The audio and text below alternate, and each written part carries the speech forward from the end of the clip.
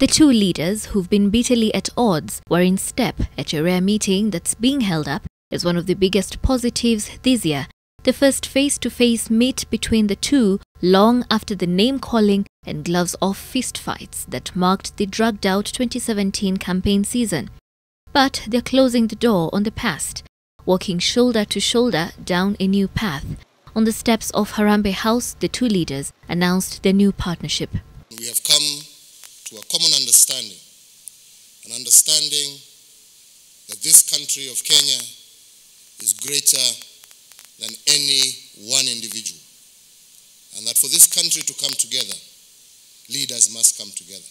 These differences are becoming too entrenched. No two Kenyans agree on the origins of the differences and what they portend. People are dying out of these differences. For all the smiles a state shared can seem rather small, but bereft of the trappings of state power, the two leaders stood abreast, revealing little of what behind the glare of cameras went into the sudden change of heart. Democracy is not, as has often been said, an end in itself. It is just a process by which the will of the people is heard, but the national good, the national interest, must always prevail over those elections.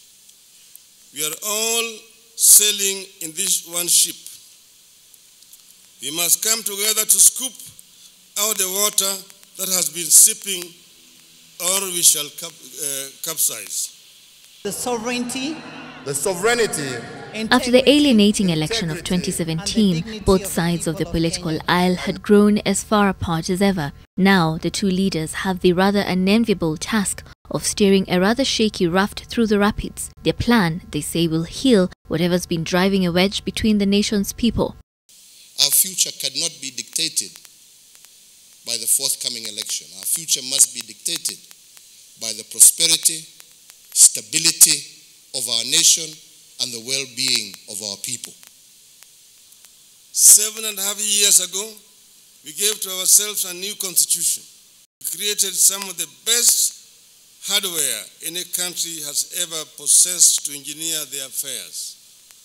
It has failed because we are yet to upgrade our software. We have been pouring new wine into old wineskins. Ethnic antagonism and competition, the lack of a national ethos, inclusivity, devolution, divisive elections, the safety and security of all Kenyans, corruption, shared prosperity for all, and the respect for human and civil rights are just an abridged version of the discussions the country must have. A team led by Ambassador Martin Kimani and lawyer Paul Mwangi will oversee a program that will implement these objectives. An official launch is expected soon. Both leaders admittedly pointing out that the country was divided along political and ethnic lines, and their gesture, they say, is just the first step towards narrowing these divisions that have plagued the country for generations. Sheila Sendeyo, NTV, at Harambee House in Nairobi.